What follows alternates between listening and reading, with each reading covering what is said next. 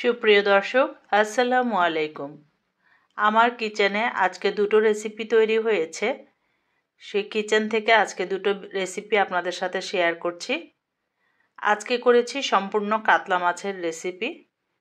কাতলা মাছ প্রথমে আমি সবগুলো ভেজে নিচ্ছি, যে কয় পিস আমার বাসায় লাগবে বা আমি যতটুকু রান্না করছি। তো মাছগুলো উল্টে পাল্টে এভাবে ভেজে নিব। আর একটা কথা বলে নেই, যারা আমার এই ভিডিওটি আমার পেজ থেকে দেখে থাকবেন, আপনাদের কাছে যদি আমার এই পেজের ভিডিওগুলো ভালো লাগে বা রেসিপিগুলো ভালো লাগে, তাহলে চাইলে অবশ্যই আমার পেজটিকে ফলো দিয়ে রাখতে পারেন আর আপনাদের মূল্যবান মতামতটুকু জানাতে পারেন কেমন হয়েছে আমার রেসিপিগুলো বা আপনাদের কাছে আমার রেসিপিগুলো কেমন লাগে।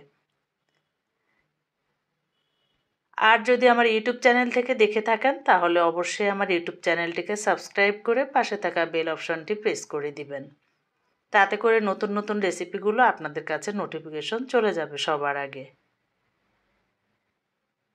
তো দেখতেই পেয়েছেন, এক পর্ব মাছ আমি ভেজে উঠিয়ে নিয়েছি, এবার দ্বিতীয় পর্ব ভেজে নিচ্ছি।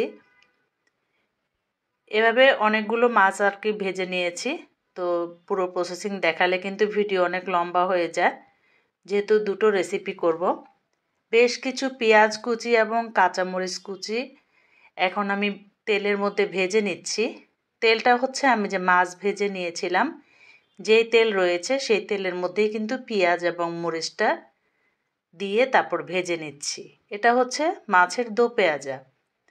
আমি সাধারণত এই যে মাছটা দো পেঁয়াজা করছি, এই পেঁয়াজটাতে আমি পানিও ব্যবহার করব না, আদা রসুন ব্যবহার করব না, সামান্য একটু জিরার গুঁড়া ধনিয়ার গুঁড়া দিতে পারি।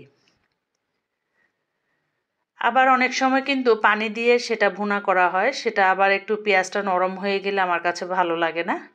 তো এখন ধনিয়ার গুঁড়া আর জিরার গুঁড়া একটু একটু করে দিয়ে দিচ্ছি, আর হলুদের গুঁড়া দিয়েছি।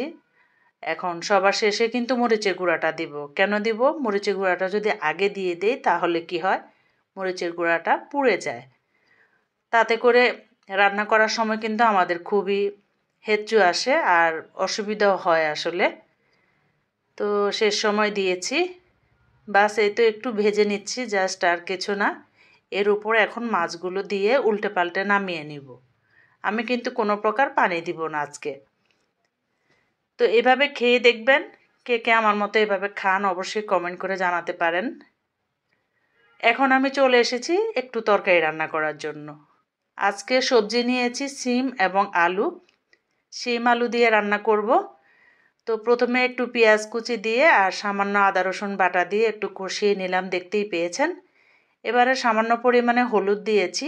এখন আস্তে আস্তে ধনিয়ার গুঁড়া, জিরার গুঁড়া এবং মরিচের গুঁড়া এগুলো দিয়ে দিব। এটা ডিপেন্ড করবে আপনি কতটুকু সবজি এখানে তৈরি করবেন তার উপরে।